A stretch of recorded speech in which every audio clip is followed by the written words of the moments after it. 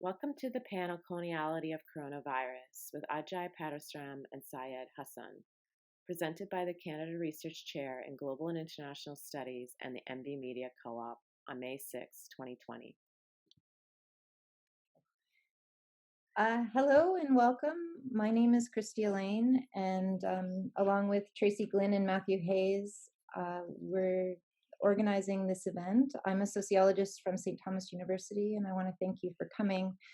The organizers and sponsors for this event today live on unceded Wolastoqey territory. And as we gather online during this pandemic across geographically dispersed territories, I think it's important to consider the ways that social and state responses to the COVID-19 pandemic work to reproduce colonial relations of power for Indigenous peoples across Turtle Island. Our event tonight is titled The Coloniality of the Coronavirus, and it's sponsored by the NB Media Co-op and the CRC in Global and International Studies. I'll turn it to my colleague Matthew Hayes, who'll introduce the event and our speakers. Welcome, everyone. Thanks very much for being here, and thanks for your interest in this important topic. Tonight, what we want to do is to explore the ways in which the coronavirus pandemic that we're currently living through overlaps with patterns of global inequality that we are also living through. Our title for the event, Coloniality and Coronavirus, references a concept from the Peruvian sociologist Aníbal Quijano, who argues that rather than living in a post-colonial world, the social systems, especially of the Americas, demonstrate continuities with colonialism. And so what he refers to as coloniality, the pattern, the kind of colonial hierarchies that are reproduced in contemporary global inequalities. In other words, these current global inequalities between people within nation states, but also between economies of different nation states, and the kind of ranked or hierarchical organization of citizenship at a global scale, are the product of a colonial inheritance that we have to reckon with, and that we are reckoning with, perhaps not very well at the moment in the midst of the coronavirus.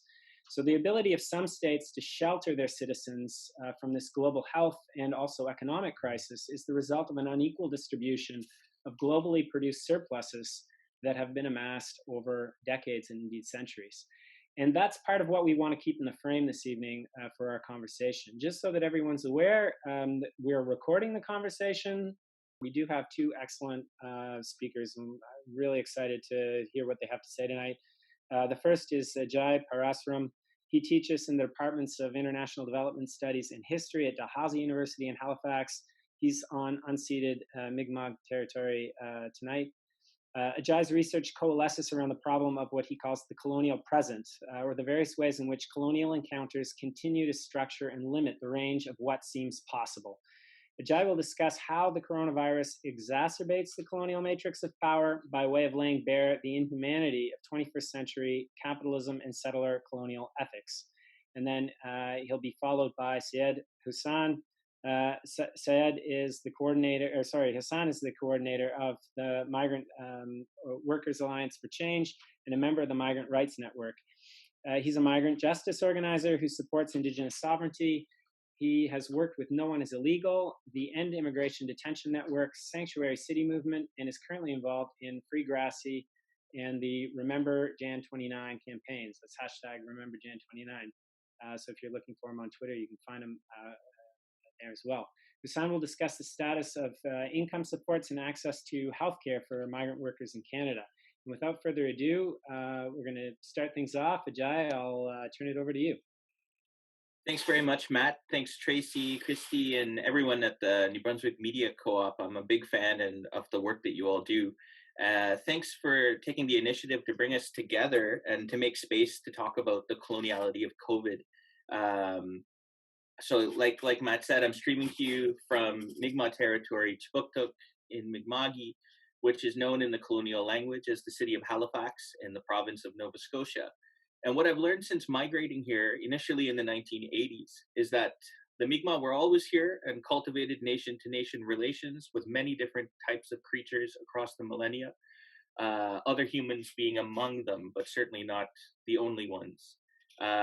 Translating that into Eurocentric terms and values with the topic of the colonial matrix of power in mind that I'll get to later, I think we can see that the Treaty of Peace and Friendship that was first signed in 1725 establishes the terms of a nation-to-nation relation as well as nation-to-nation obligations. But as I understand it, the colonial governments, various governments, have always failed to apprehend what that actually means, because Eurocentric knowledge is actually very poorly calibrated to understanding the dynamic forms of equilibria that has sustained life in a good way in Mi'kma'ki and across Turtle Island. In short, Europeans and others who followed after them after they sought to transform the land into things like property and things like commodities, lack the knowledge as well as the humility to realize that if you aren't indigenous to the land, you need help. There's nothing wrong with that, but you need help to learn how to live here and to appreciate what your obligations are. This is why I've been particularly impressed by something I heard recently. My friend and colleague John Langdon from X say of late, which is that he's trying to learn how to be an immigrant to Mi'kma'ki rather than a citizen of Nova Scotia. And the distinction seems small, but it's actually kind of everything. At least when you take seriously the idea of sovereignty and life in the colonial present. But before I get too far ahead of myself, I want to pause to define or elaborate on, because Matt already introduced it for us, a couple of important terms that are crucial for kind of figuring this out. Specifically, the difference between colonialism and coloniality, and then the colonial matrix of power. Once I've done that, I'm going to explain a little bit about why the coronavirus pandemic has not actually introduced any new forms of racism, but rather exacerbated through forces of toxic settler colonial nationalism, things that were already here. That toxic nationalism is what creates and sustains the coloniality of the state of Canada itself, of which migrant labor is a part, and my colleagues will elaborate on that. I'm then going to talk a little bit about the historical points that illustrate the kind of history of white supremacist migration preferences in Canada that connects us within the web of global coloniality into the coronavirus pandemic, which is now a functional part of that. So, definitionally, I have to say, just for first, this is a really weird way to give a talk because I don't actually see any of you. Maybe I could see you if I click the participant button, but I'm afraid of what might happen if I do that. So I'm just going to continue speaking into the box. I don't know. Stop me if you need to somehow. I don't know how you do that. Anyway, we can think of colonialism as something bounded by time and something bounded by political institutions like government, like parliament, or what have you. And it's really easy to mark an end of formal colonialism in some parts of the world. So India, for example, or Pakistan, on the 15th of August, 1947, something happened that day. The British left India, and they left the leadership of the now post-colonial state, post with a hyphen, like after colonialism. It was left to a group of native elites in India and Pakistan, etc. And that's deeply problematic for a lot of different reasons that I'm not going to talk about today. But the only thing I wanted to say by comparison is that we can't find a date like that in Canada. There's no moment in history when political leadership was handed back to Indigenous peoples. The various dates that I oftentimes hear in the circles that I walk in about, possible dates when colonialism came to an end: the British North America Act in 1867, World War I and the Battle at Vimy Ridge, when Canada founds itself through warfare. 1931, I thought, was an interesting one, the Statutes of Westminster, which gives Canada power over its foreign policy and its ability to declare war. 1947 as a potential date, the first Canadian Citizenship Act, or 1984, the patriation of the Canadian Constitution, so that, Canada is the be-all, end-all of its own territorial authority. But then 1996 sometimes comes up because it's the closure of the last residential school. And then when you start thinking about that, you think, well, maybe 2015, because that's when Canada became a full signatory to the United Nations Declaration of the Rights of Indigenous People, and also embraced the idea of truth and reconciliation. And then you have to think about 2020 with hashtag reconciliation is dead. and this short-lived period when we allegedly were in this process of genuine reconciliation. So I'll return to that kind of timeline later, but for now, the point in terms of thinking about the differences between colonialism and coloniality is that colonialism refers to a time period and an element of political change. Coloniality refers to the multifaceted ways through which colonial ideas, colonial values, ethics, practices, ways at arriving at a universal form of knowledge, irrespective of land. So, a kind of knowledge that doesn't matter where you are, that believes that it can be the same all over the place, regardless of alternative forms of knowledge. That's what coloniality speaks to.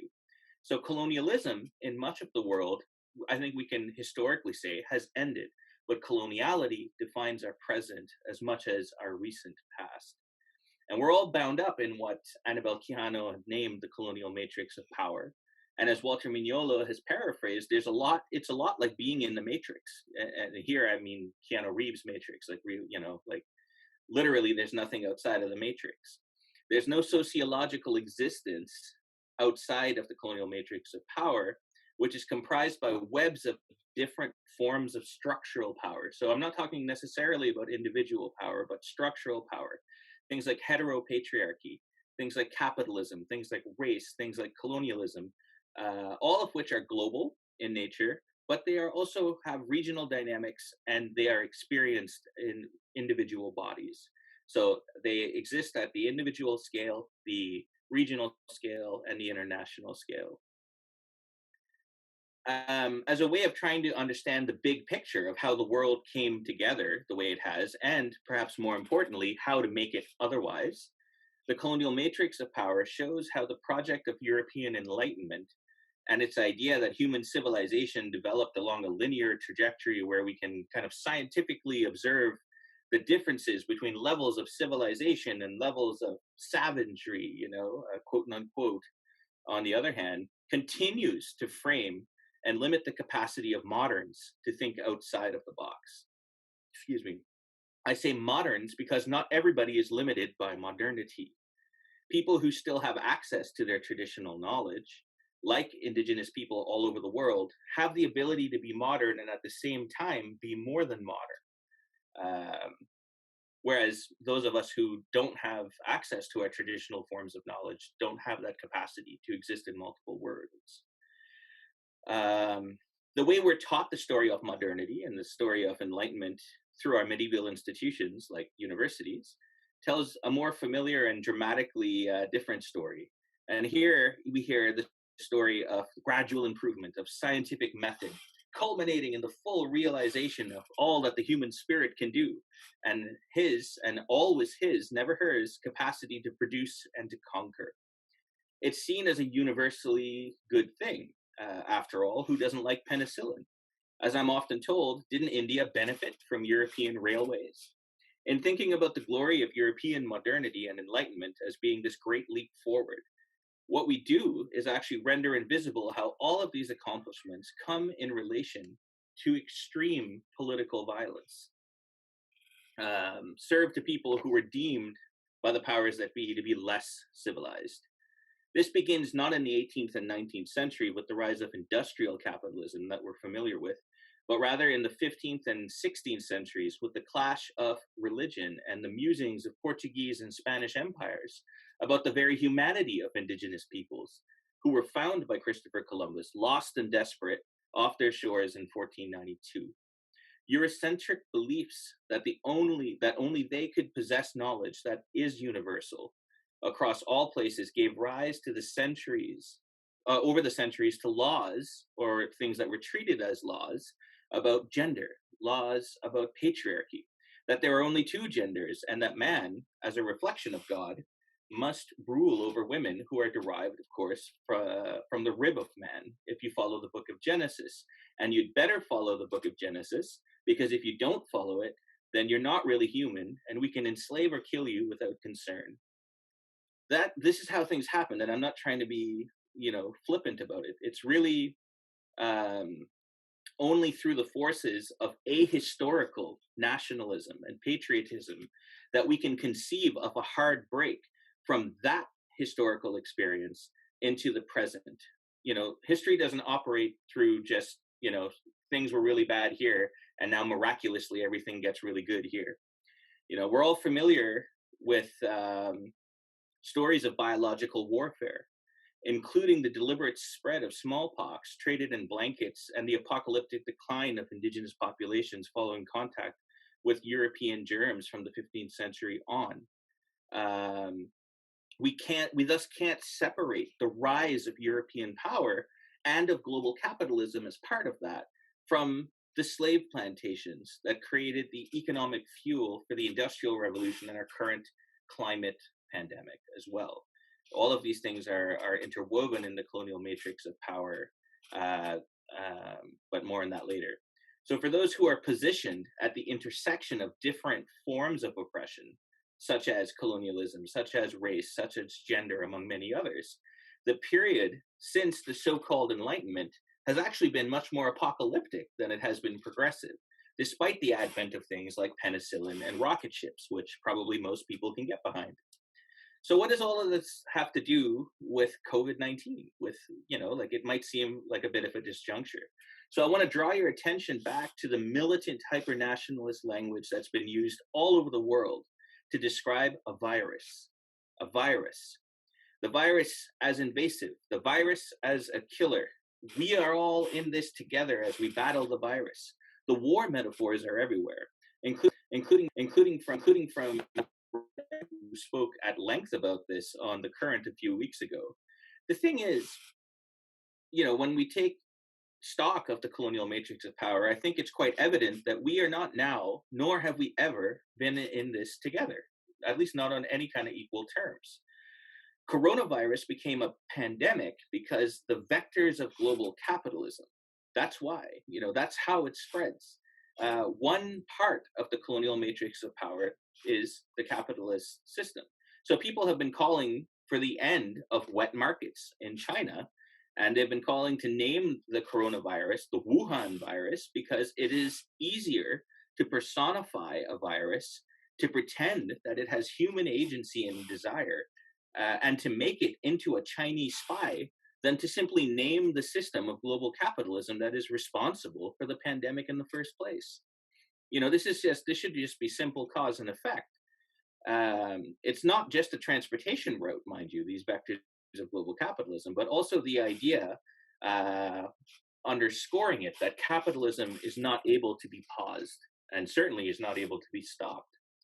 And yet, according to the CEO of Boeing, who is not a person I would normally consult for information, but I think he knows what he's talking about in this regard, 80% of humanity have never been on a plane, which kind of took me by surprise. The minority of the planet who live in the overdeveloped regions of the world, and here I don't mean the global north and the south. We know that there are overdeveloped regions in the global south and overdeveloped regions in the north and vice versa. It's not a perfect system in that regard. But anyway, the minority who live in the overdeveloped regions of the world and claim the right to do whatever it is they want because I'm spending my money that I earned, et cetera, are the ones who enabled this pandemic in the first place. Yet it is the working majority of the world who will pay the ultimate price, because the ethics of capitalism has created a sense of normal in which those without the means to stay home or without homes in the first place have to work or die anyway. This is the base life of the majority of the world's population that is discursively erased within the matrix, the colonial matrix of power. Capitalism and colonialism together have created the conditions where not only do many of us have to leave our communities to work in most cases, you're also expected to be grateful for the opportunity to be exploited by those with disproportionate and unearned amounts of wealth and privilege. The ethics of capitalism tells us that we must worship these people as job creators and be grateful for the chance to be exploited. And this is the calculated cruelty of advanced capitalist society. Not only are we forced to accept it, we are expected to accept it as the inevitable consequence of human nature. Nothing could be further from the truth, but human nature is a subject for another day. The knitting of colonialism and capitalism together within this coronavirus pandemic can best be seen empirically in how Construction in support of the Coastal Gas Link project in the West Coast is still chugging along in spite of the pandemic. For those of you unfamiliar with this project, it's the project that shut down settler colonial capitalism, at least for a short time, earlier this year, before before the coronavirus had a chance to kind of effect this change on a more global level. And it happened because the hereditary chiefs of the Wet'suwet'en Nation called for help, and the Mohawk, along with other indigenous nations and huge amounts of settler allies, responded by blocking the arteries of capital across Turtle Island. As the philosopher Jacques Rancière has observed, politics exists in stoppages. When people are told, move along, there's nothing here to see, and then instead of moving along, they ground themselves in the place where they stand and say, no, stop, pay attention to this, pay attention to the thing that you don't want any of us to see. That's where politics resides. That's the true political moment. And, this pandemic, if nothing else, offers a tremendous global stoppage. In response to what happened, like before the pandemic happened, in response to what happened when everybody stepped up to defend the hereditary chiefs, the state did what it always does, and it deployed its paramilitary forces to violate the inherent rights of Wet'suwet'en hereditary chiefs, arrest, remove, and destroy what was built. Even as COVID-19 began its spread across British Columbia in February, right next to the massive epicenter of the disease in Washington state, construction of that pipeline continued. What this amounts to is literally valuing the arteries of global capitalist and colonial resource extraction over and above the lives of some of the most vulnerable people on this territory. It is not an exaggeration to name the reckless continuation of work camps during a global pandemic in indigenous territories where hereditary rights holders have not given their consent to the project as a form of biological warfare. One that we know on this territory is not something that has been used before. There is a precedent there. So, leaving aside the connection between the disproportionate concentration of Black, Indigenous, and people of color among the working classes and the migrant classes and the working poor globally and domestically, many of you may have noticed here in the Maritimes that when people have sought to point out the asymmetric treatment of BIPOC, Black, Indigenous, people of color people, when they've tried to point out that there's asymmetries in how these communities are treated under the pandemic, we're told to keep quiet, that this is not a welcome criticism in this moment because we're supposed to be all in this together, right? So the virus doesn't discriminate against race, but like I said earlier, it accelerates along the vectors of capital. So why on earth would it not then accelerate along the intersecting vectors within the colonial matrix of power? When my friend and colleague Amisor Dryden, the chair in Black Canadian Studies based in the Department of Community Health and Epidemiology, mind you, at Dalhousie, called for an apology for the reckless singling out of Black communities and their chastisement in the province of Nova Scotia. And she called for them to collect better data that actually accounted for people's race and kind of economic status. She was silenced for that. People flipped out, said that she was not a patriot, that she, was speaking out of turn, that this was not the time. That's always the one, right? This is not the time. We have other things to worry about. This gives rise to the kind of toxic nationalism that I alluded to earlier. And there's nothing new about it. Coronavirus didn't create this. It accelerated and amplified it along these already existing vectors in the colonial matrix of power that operate like the autobahn of oppression. It's because settler colonial nationalism in Canada relies on the erasures of past and ongoing acts of genocide that this is such an existential threat in Canada, and I'll end my remarks with this final account of how the history of kind of building this sense of white Canadian national identity depended on first explicit white supremacy, but then how that ultimately became a little bit unfashionable by the 1960s in ways that I can elaborate on in questions if you're interested.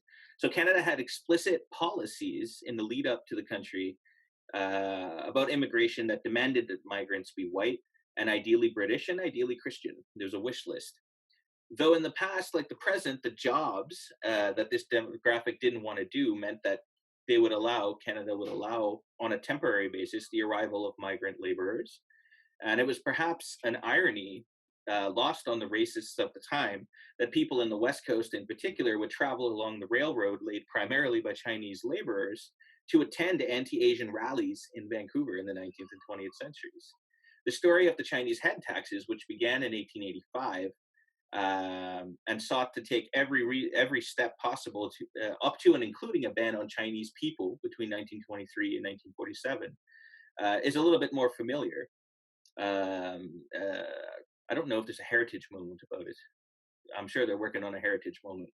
So while a white-only immigration policy was being rolled out, Canada was actually still part of the British Empire, and being part of the empire came with certain mobility rights that other members of the empire had. And here I'm talking about Indians. So Indians had the right to arrive in Canada, and Canada needed to find a way around that.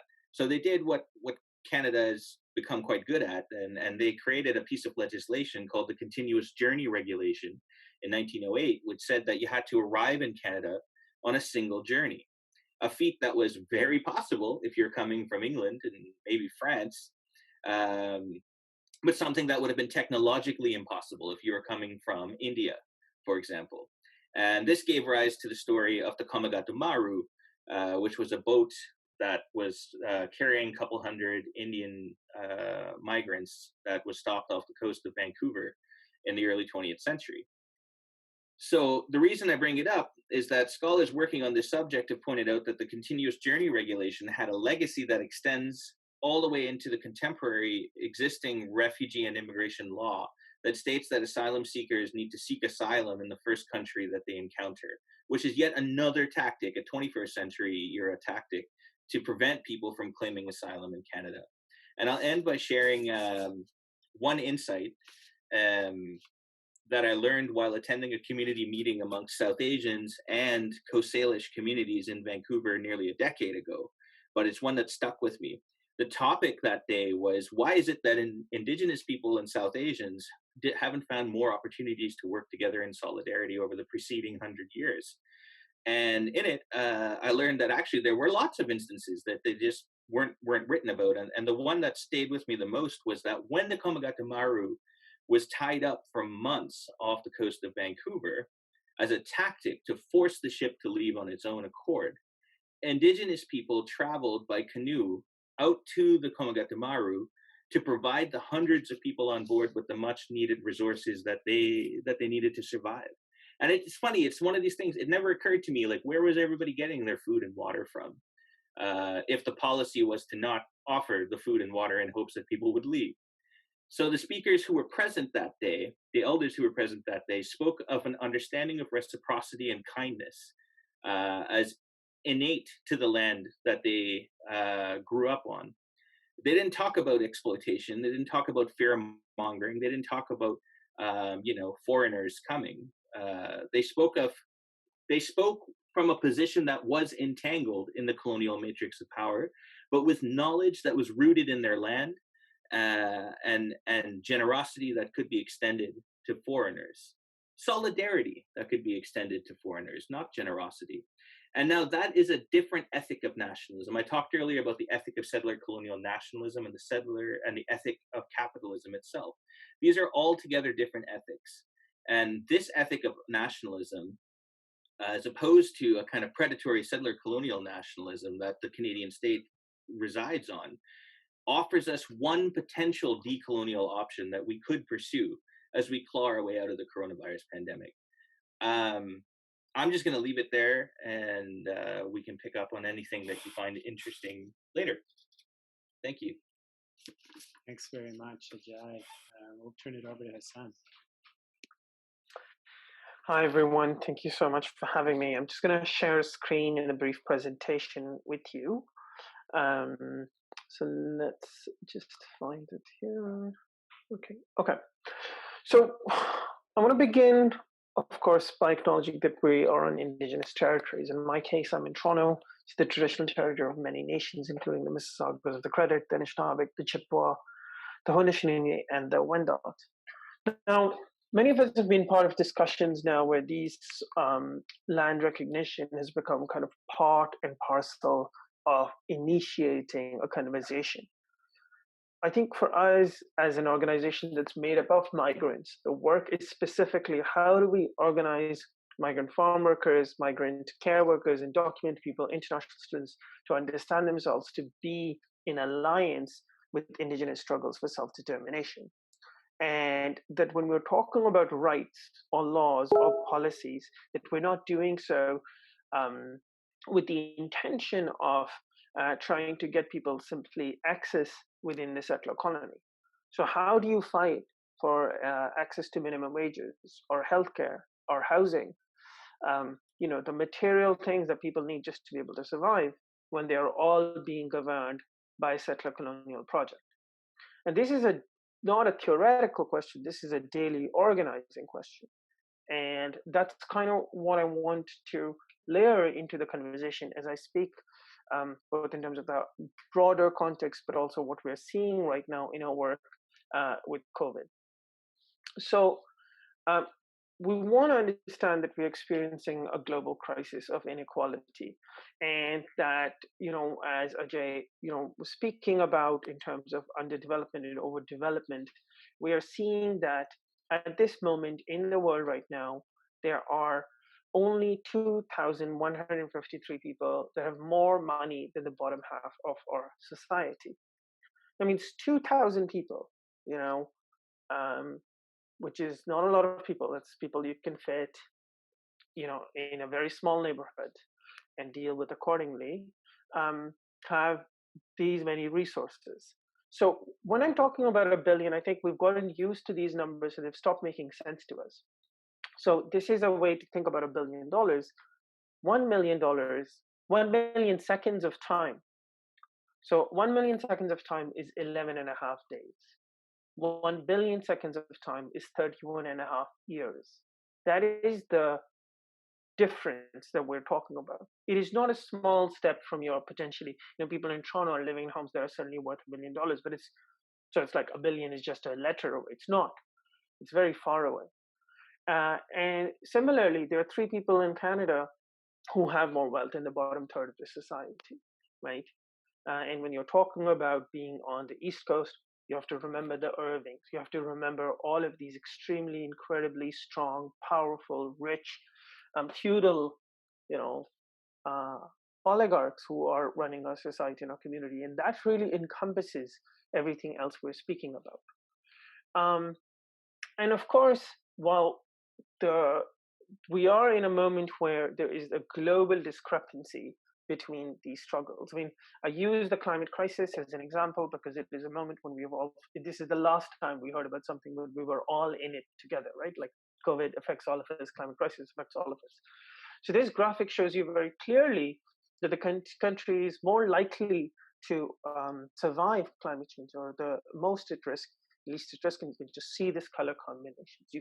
You know where Africa is, you know where Europe is, you know where North America is. It's not very complicated. And the same thing is happening over and over. So when you think about this, we can see, for example, Ajay spoke about nationalism, is how little of our response to COVID-19 or coronavirus has to do with global solidarity. How little of the words that have been spoken by us, by our communities, are speaking about the incredible harm that has happened and is about to worsen in the poorest parts of the world. And what is the obligation of a place that we are in? What is our obligation, when people are saying the response to coronavirus is to stay home, to take care of each other, be socially distanced, stay together by staying apart? What does it mean for this global inequity that we are facing? And we have to understand that in a moment where this global inequality has been happening, people around the world have been forced to move for many, many generations. I mean, this is probably very obvious to all of us. But I'm not sure whether the breakdown is really clear for all of us, because right now, most migrants to Canada are denied full rights and are excuse me, are primarily migrants, right? So in 2018, over 700,000 people entered the country on temporary permits. I mean, Ajay again was speaking about temporary migration. We can talk about the shift from whites-only migration in Canada to the Multicultural Act, the invention of the point system, and these were methods by which Canada tried to move away from racism in its sort of like obvious form into its more obscure form, which is permanent and temporary resident status. 700,000 new entries each year of temporary residents. At any given moment, there are over 1.8 million people in the country. That is the most conservative possible estimate of non-permanent residents in the country. Some people put those numbers at twice as much. And if you want, I can explain why we can't actually figure it out later. But what that means is that at any given point, 1 in 20 people in this country are non-permanent residents. And I'm not talking about non-citizens, because way more people are non-citizens.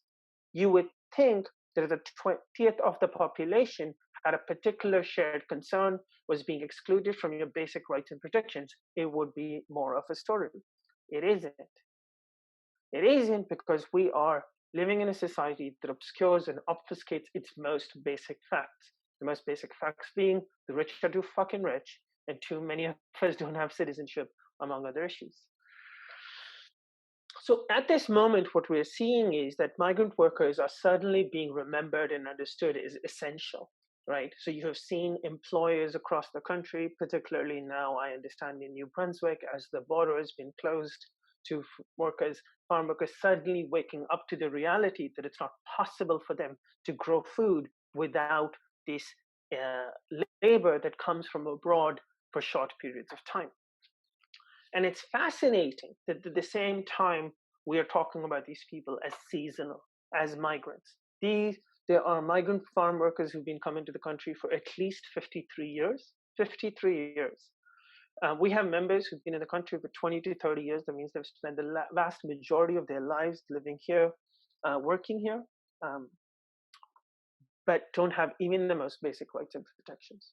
So in this moment where we are grappling with the question of what is essential and realizing, bankers are not essential, CEOs and management are not essential, law firms are not essential, that we can have a society without these things, because what sustains us, because the question is who sustains the world. This is a call that's been coming from global left organizations from the tricontinent, Africa, Asia, and Latin America. Their campaign around COVID is we sustain the world. And the only essential class is the working class.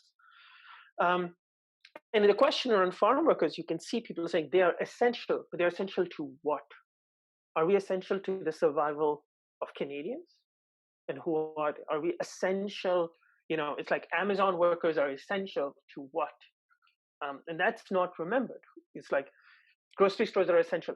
And if they are essential, what kind of rights and protections are available? What kind of systems are available? And the fact of the matter is there's almost nothing. You know, I right now work with the Migrant Network. We have members in 8 provinces, you know, over 40 organizations. And every day, hundreds of our members are getting phone calls from undocumented people, migrant workers living in abject despair. If we think about migrant farm workers, just as one example, again, because it's so pressing in New Brunswick, migrant farm workers live in employer-controlled housing.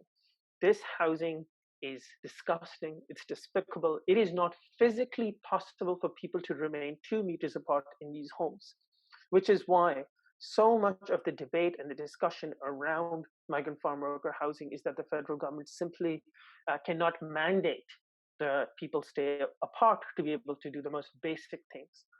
We have thousands of people who've arrived in the country to work in farms and fields, and so the borders closed in March 18th. They were reopened a week later under enormous public pressure from employers around this essential worker notion. Workers started re-arriving around April 1st. These workers are being placed in quarantine. We have members, we had 13 workers we made contact with who were given 1 bag of potatoes to eat between the 13 of them for a whole week before we were able to get in touch with them. We have members who are unable, who are domestic workers, for example, also living in employer-controlled housing. We'll speak about later. But migrant farm workers not being allowed to leave the farm to go and buy groceries. But the employer is not providing them food and starve. People not able to go and get phone cards to be able to turn on their phones when they've arrived there, not being able to ask for help, not being able to get medication, right? So this is the conversation around, this is what Canada means for these essential workers to arrive, right? Because again, the question we have to ask is for whom? And when we talk about domestic workers, these are some of our members, as you can see, taking care of children, sick, elderly, cleaning homes. What has happened as some people have gone into a lockdown, schools are closed, children are at home. Well, who's taking care of those children? Who's taking care of those elderly people? Who's doing the cleaning? We have members who are migrant domestic workers who have not been allowed to leave their employer's home for 8 weeks. They've not been able to send money home, which their families around the world rely on. They've not been able to get basic food supplies. They've not been able to assert their basic rights to work because the parents are home, the kids are home, and that means you're never stopping to work, right? These are the conditions of in-home domestic labor, but it's the same conditions. A lot of our conversation, for example, has been around long-term care homes, and you hear about the extreme abuse and mistreatment of elderly people in these for-profit homes. You hear about the health staff. You know what we don't hear about? Who cleans these long-term care homes? Who cooks the food? Who drives people there? Who takes people's, who gets people to shower? Yes, personal support workers, but the cleaners, these are often low-wage, racialized, if not, not always racialized, depending on the country, but low-wage women. And often in mega cities, low-wage, racialized, undocumented women who are taking care of and ensuring this everyday reproduction of life so necessary in a pandemic. The people who sustain the world, the ones who are essential and do not have the basic rights. And again, don't have access to permanent residency rights, have no access to income supports, have no access to healthcare. Outside of Ontario and Quebec, most provinces and territories in the country have still not. And there's an active campaign, I believe, in Nova Scotia and Alberta, because these provinces still are not providing basic right to testing and treatment during a pandemic, right? We are talking about the basics of life. Not just that people aren't, starving, but they also can't get testing in a public health crisis on the basis of their immigration status. However, they are allowed to work, and they're in fact encouraged to work to do the essential work of taking care of, and again, I would ask whom. We're seeing, of course, that there has been a massive outbreak of COVID in prisons. There's a lot to be said about federal prisons and the particular impact on Indigenous people and Black communities. But also, when we look at the immigration detention centers, one of the first cases of COVID in a detention center was a guard at this holding center in Montreal, and they hid it, right? It took undocumented people 8 days of hunger striking for them to begin to release them. So what's important to know is so today, outside of healthcare, the largest outbreaks of collective spaces of COVID outbreaks have all been places with primarily migrant workers. So you probably have heard of JBS and Cargill in Alberta, Greenhill Produce, which is now hitting almost 60, my slides from a few days old, Byline Nurseries with over 136 potential cases. So all of these people actually got COVID inside the country. They didn't bring COVID from outside of the country.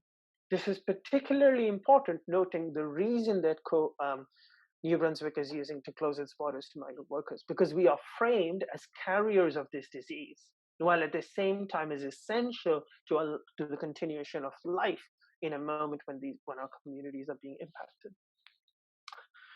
At the same time, this is really important for people to understand that it's not just that migrants are being denied income support, healthcare, social supports, locked up in prison, forced to work in dangerous and subpar conditions, and actually being mass infected by COVID, right? The working conditions are controlled by the state. The employment permits are controlled by the government and the immigration system. The federal government is essentially entrapping hundreds of thousands of people in situations where they are getting a deadly virus. Like that is the reality. And that's not just prisons. I mean, that's the entire immigration system. That's the entire system that denies people the income support so that they can stay at home and take care of themselves. Right? There is a collective project underway to infect a certain segment of our society. But at the same time, while it's happening, migrants should never be framed just as victims. I give you this one example. These are migrant farm workers at a winery in Niagara region, where they had seen a huge depreciation in the soil quality.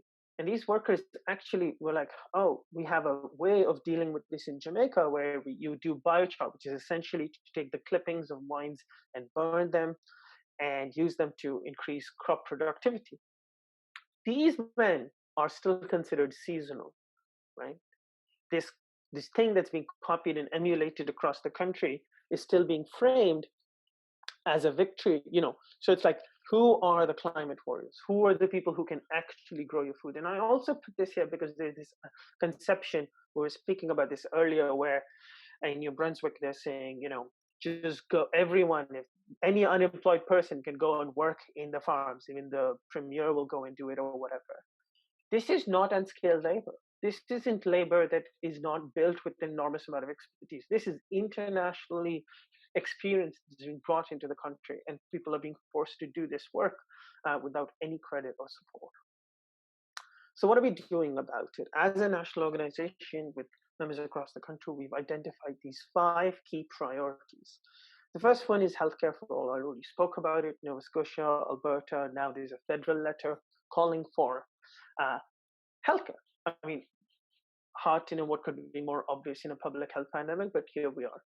Second, we're asking for worker protections. These means the right to refuse unsafe work, the right to be able to get basic income supports to stay at home, the right to be able to speak out without reprisal, the right for care workers to leave their employers' home, to send home money to their families. I mean, these are basic worker protections, minimum wage, overtime pay. None of that is being provided. This huge income boost, this like so-called top-up for essential workers, again, where are the migrant workers getting it? Our third call absolutely is permanent resident status for all. Central to this notion is that people are denied permanent residency. Fourth, it's support for the community. Just to give you an example, during the height of COVID, the food bank in Vancouver thought it was a good idea to start asking IDs for people to access food banks. We've seen this actually replicated across the country in a measure to try to control the use of food and so that people don't double dip from a goddamn food bank. Well, who are the people who have the least IDs? Many of them are migrants. So when you talk about shelters, particularly at a moment when shelters are overrun, again, even the most basic supports, in places like stay at home, how do you call to set up a healthcare appointment on the phone if the other person on the line only speaks English or French and you don't speak those languages? There's a whole set of community supports that are being excluded. How do you study from home if you don't have a Wi-Fi connected device? And finally, those that know lead. We have seen an incredible amount of people having opinions, speaking out of turn, speaking about migrants, but not migrants speaking for themselves. Our position is nothing about us without us. And so we are trying to and ensuring that migrants can self-organize and articulate and speak for themselves. So these are our top 5 priorities, and this is our petition, and I urge you to try and sign it. But at the same time, we're also doing, frankly, basic life support. This is us dropping toilet paper off at farms in the Niagara region, which says, don't let the government treat you like crap. You deserve paid sick days, open work permits, and permanent resident status. Because employers lock you up, you can't even get access to these basic supplies. So we're having to drop them off across the country, groups of migrants from Vancouver to Montreal to Toronto, but also in smaller towns in Kelowna, in Okanagan, in Niagara, and in Windsor are actually just doing the essential support of keeping our people alive in the face of a public health crisis without really any support from any other government or funder or even places like food banks or shelters. And migrants are speaking up. Our people are speaking up. I'm going to show you a brief video that we launched on May Day, which is from a press conference that we did a few weeks ago, just about income supports. It's just 2 minutes, so bear with me and bear if I can get it to work. All right. In a public health crisis, unless we protect everyone, we cannot protect anyone. I got my wife, that is, her due date is on May 29th. Me and my wife, we don't have an SIN, a valid SIN number. And still we are asked to stay home. But the reality is that I cannot stay home. I don't have any kind of support. I need to hustle basically every day. Ahora con el problema del COVID-19, no he podido ir a trabajar a Canadá. Y como nuestros ingresos económicos es con el trabajo que realizamos en Canadá, me encuentro en apuros económicos para solventar gastos en mi familia. We cannot imagine ourselves on the street with our kids, having no way to provide them any food. Los indocumentados, nosotros también somos humanos, nosotros también trabajamos y contribuimos fuertemente a la economía, a nuestro trabajo, nuestra mano de obra que permite que siga funcionando esta máquina de la economía. Nosotras limpiamos, cuidamos las casas de otras mujeres, las que trabajamos como domésticas, cuidamos niños, ancianos, hacemos limpieza en hospitales, supermercados, trabajamos en los campos, en las fábricas. Nuestra mano de obra se encuentra en todos los sectores de la economía. Myself and all my coworkers were all laid off. As a result of losing my job and also not qualifying for support because my SIN is expired, I have no idea how I'm going to be able to pay for rent and food. I still need to eat and live. I believe we also should not be left behind. We contributed to Canada. 我希望得到公平的待遇，我也应该得到政府的紧急救济金。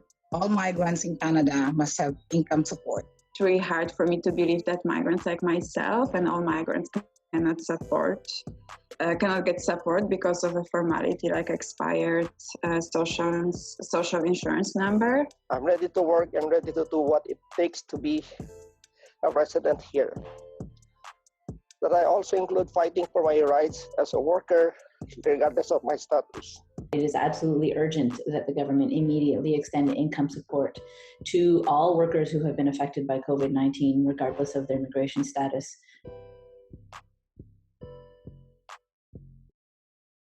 Well, that's where I wanted to end up, and I'll just drop the link to the petition in the chat so that you all have access to it. So please sign it, and I would really love to hear more about the struggles happening, because I don't know as much about what's happening in terms of New Brunswick.